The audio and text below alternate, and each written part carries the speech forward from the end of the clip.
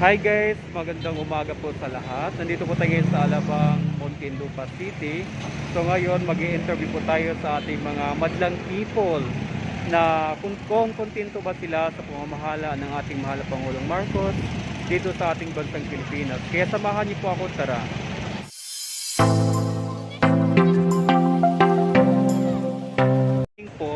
Nay, kontento po ba kayo sa pamumuno ng ating mahal na Pangulong Marcos sa bansang Pilipinas o at hindi at bakit po?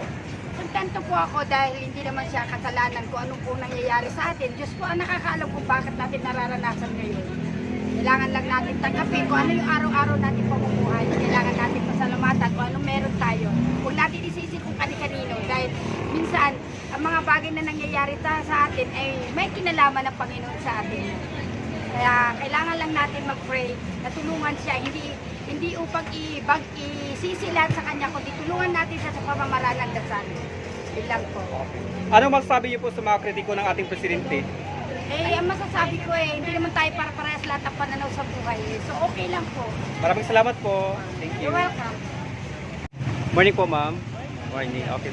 Ma'am, kontento po ba kayo sa pamumuno ng ating mahal na Pangulong Marcos sa ating bansang Pilipinas o at hindi at bakit? Maganda ka din. Pagmahal. Pagmahal ang bilhin ngayon. Po? Oo nga. Ayun, sagot nila. Kuya, ikaw na sumagot dito, kuya. Parang na ano ako na. Sige, sunod po si Kuya, sunod po. Kuya, dito ka na, kuya. Hi Kuya, good morning. Sobrang mahal. Okay. Good morning, Kuya. Kuya, kontento ba kayo sa pamumuno ng ating mahal na Pangulong Marcos sa ating bansang Pilipinas o at hindi at bakit po? Hindi kontento po. So, sobrang mahal ang bilhin ngayon. Te, hindi malang 10. Tapos kayo, te. Tapos kayo lang. Bigyan ka lang yan. Sobrang mahal ang bilhin. Dapat, ano na eh. Pababain yung presyo ng bigas eh. Okay. So naniwala po kayo, Kuya, sa ibang tao po sa nagpakalat na nangako po ang ating mahal na Pangulong Marcos sa pagmura ng bilhin nating bigas? Nangako siya. Ang problema, hindi naman natupad niya eh. Okay. Tanong ko po, Kuya. Ano pong kaibahan sa pangako o pangarap ng ating presidente na pababain niya o nang bilihin po natin sa ating bansang Pilipinas katulad po ng bigas? Katulad ng bigas. Oo. Ganon din. Parehas lang din yan eh. Pangako. Pangarap. Pangarap, parehas lang yan. Okay. Sobrang mahal ang bilihin ngayon. Wala na. Oh, tataas ang sahod ng tao. Tataasin na ng bilihin. Dahil sa inflation, Tao, Kuya. nasa presyo ng tao. Diba? Okay. Oh. Ngayon, papatapad nila, mataas naman pamasahe. Oh. Pag tumaas ang pamasahe, mataas na naman ang bilihin. Diba? So hindi po natin alam, Kuya. Hindi natin alam na ito. Anong gagawin nila eh. Okay. Dapat So Kuya, explain ko lang po. Dahil po nagmahal po yung unang bilihin po natin ngayon dahil po sa mga smuggling at saka holders po natin. Oo. Yan po ay hinuhuli na po ng ating mahal na Pangulong Marcos sa ating Yan bansa. dapat yan. Nangulihin na lang mga smuggling. Dahil smuggling yun, nagpa-ano sa atin ng Oh, bansa. yan po nagpahirap sa ating Mahirap bansa. sa atin ng bansa eh. Okay. Dapat, hulihin ng mga smuggling. Pati nagre-negosyo yung mataas ang presyo. Okay. Hindi na. Puso na kayo mas Hindi niya. na. Oh, so nagmas kasi ay ano pa may hindi pa naman natapos, ma'am. Balikan kita. Okay na po yun, Kuya. Para Okay. dalawa tayo nakita doon. Po. Okay. Kontento po ba kayo sa pamumuno ng ating mahal na Pangulong Marcos sa ating bansang Pilipinas? Oo at hindi at bakit po? Parang mayroong kulang, sir, eh. Yung pangako niyang 20 pesos ang kilo ng bigas. Okay. Wala eh. Wala. Yun lang po, Kuya. Hindi naman bumaba. Ang mahal lang ang bilhin. So, ano pong kaibahan, Kuya, sa pangako at sa pangarap? Mahirap naman yung mangako kang napako. Okay. Ay, yung pangarap ay Okay. Ang sabi po ng ating mahal na Pangulong Marcos, pangarap niya maging 20 pesos per kilo ang bigas. Wala po siyang pinapangako na gawin niyang 20 pesos per kilo ang wala. bigas. Iyon po ang kaibahan nila. Oo. So, ngayon, tumaas po ang bilihin po natin ng bigas dahil po sa mga holders and smuggling. Yan po ay hinuhuli na po. Simula kahapon, may nare-raid po dito sa Bulacan, yung mga budiga dyan, ay nakumpiska po ng ating pamahalaan na marami po talagang bigas na tinambak po doon na hindi po nila inano sa market po natin. Dami namang nahuhuli siya, di naman nakukulong. Yun nga yung inano po ng Iba yung kasi ano mga malaking politiko po kasi sangkot diyan, pinag-aaralan po nila kung sino mga politiko kasi pinapasapasa kasi ng mga businessman kung sino po yung nasa likod po nila. wala. Pag mga malaking tao, hindi yan basta. Yun nga yung kakahirap po sa ating bansa, yung Pag malaki mahirap, talaga. lugmok. Lugmok talaga. Tama din po. Salpa ka sa ano, kulungan pag nahuli ka na gumawa ka ng masama. Pero pag mayaman, gawa. Yeah. At ito ang pagkakaiba sa mayaman. At saka sa mahirap. O ang layo. Okay. Ang mayaman, lalong ang payaman, mahirap. Kawawang mahirap. Okay. Lalong gulpihin pa pag nahuling gagawa ng masama. Totoo po yan. Pero Po, Nay, kontento po ba kayo sa pamumuno ng ating mahal na Pangulong Marcos sa ating bansang Pilipinas? Oo at hindi at bakit po? Parang si Presidente ang iba niya nga patakaran parang mali. Mali. Okay.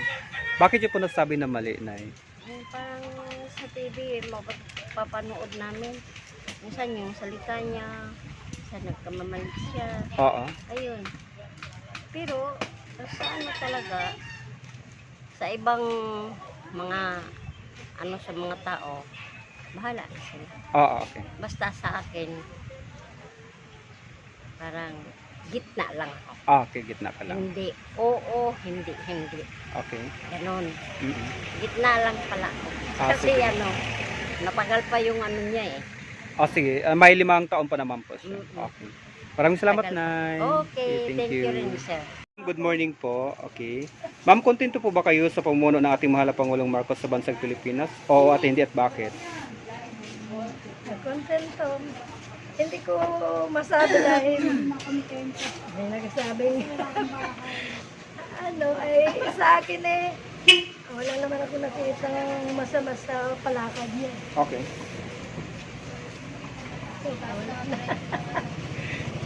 Yan lang po. May masasabi po ba kayo sa mga kritiko ng ating presidente? Yung sinisi po nila yung 20 pesos per kilo ang bigas. Sinisisi nila. Sa akin bakit natin sisisihin yun? Ay dumadating ang mga kalamidad. Diba? Nagmamahal ang bigas kasi sinisira ng kalikasan. Oo. Tapos, nandito po yung mga smuggling.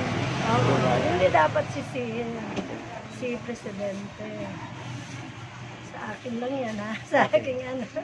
Okay po. Thank you. Ma'am, kontento po ba kayo sa pamumuno ng ating mahal na Pangulong Marcos sa bansang Pilipinas? Oo at hindi at bakit po? Hindi. Bakit? Kasi tumataas ang presyo ng bigas. Okay. Una-una. Kasi dapat, ang sabi niya mumura daw ang mumura daw ang bilihin ng bigas. Eh, bakit Okay. lalong tumaas? Paano na yung mga naghihirap na? Mamamayang Pilipino. Ano pong mangyayari So, sa atin kung lagi nagtataas ang bigas? Okay. So, kanino po nasabi na may pinapangako po ang ating mahal na Pangulong Marcos na gawing 20 pesos per kilo bigas? Sa Sa atin lahat. sa atin lahat. Okay. So, nalalaman ko po sa social media sa kanyang tulumpati, pangarap niya maging 20 pesos per kilo ang bigas. So, magkaiba po yung pangarap at saka yung pangako. 'Di ba? Hinuhuli na po ng ating mahal na Pangulong Marcos tong smuggling holders sa ating bansa kasi yan po nagpapahirap sa ating mga mamamayang Pilipino. Kaya kinakasuhan na po sila ng economic sabotage. Yung sa Bulacan may nare-raid kahapon lang po. Ano ba sabi niyo po sa mga kritiko ng ating presidente? Wala naman. Ma'am, kontento po ba kayo sa pamumuno ng ating mahal na Pangulong Bongbong Marcos sa bansang Pilipinas? Oo at hindi at bakit po? Medyo hindi. Kasi ramdam ko sa ngayon, nung simula nang umupo siya, kumbaga nasa 1 year pa naman mahigit siya nakaupo, pero parang medyo mabigat. Tulad ng mga bilihin, halos lahat tumataas, na sana yung mga ganong problema naman sana ay mabigyan niya ng pansin, lalo na sa mga mahihirap. Opo. Paano na yung mga mahirap na sakto na yung sahod? Tulad ngayon, ang tumasa naman ngayon is bigas. Opo. Hindi na kaya ng taong bilhin yun. So marami magugutom. Okay. Ngayon, sana kung ano, yung pinangako niya sa mga tao na bumuto sa kanya, Opo. sana gawin niya. Paramdam niya sa mga mahirap yung pagmamahal niya na sinabi niya nun. Okay. Yun lang po. So, ang paniniwala niyo po ay nangako po ang ating mahal na Pangulong Marcos sa gawin 20 pesos per kilo ang bigas? O Kasi sinabi niya na gagawin niya. So, pangarap niya? sana gawin niya. Okay. Hindi lang yun doon sa bigas, ibang mga halos nagtataasan. Opo. Napakahirap na. Tama po kayo. Lalo Pero pag maraming- naka-update po ba kayo sa stream media at saka sa social media sa balita? Nalalaman ko. Saka Nalaman. nararamdaman ko kasi ako ang bumibili ng pagkain namin. Opo. Ako nagbabudget ng pagkain namin. Okay. So, nahihirapan ako. Hindi Oh. lang ako, ang ibang mga kasamahan ko Mm. na minsan namimili ako sa palengke. Ganito, ang hirap, paano babudgetin. Lalo na kung paano yung maraming anak. Opo. So, magugutom sila. Nakakaawa din. Okay. May masasabi po ba kayo sa ating mahal na Pangulong Bongbong Marcos? Ang masasabi ko lang sa mahal na Pangulo, tulungan niya may hirap Okay. na number 1 sa mga bilihin na pangangailangan ng mga tao. Pati ang kuryente, mataas din. Sana tulungan niya at sana sa madaling panahon, ma-actionan niya. Kawawa naman yung mga tao. Eh, yung mga may pera, mga mayayaman, walang problema sa kanila yun. Eh. Kasi sa kanila, may pera sila. Ay, mga may hirap na tama na sinasabi, wala. Yan lang po. Maraming salamat po. Thank you, Rian.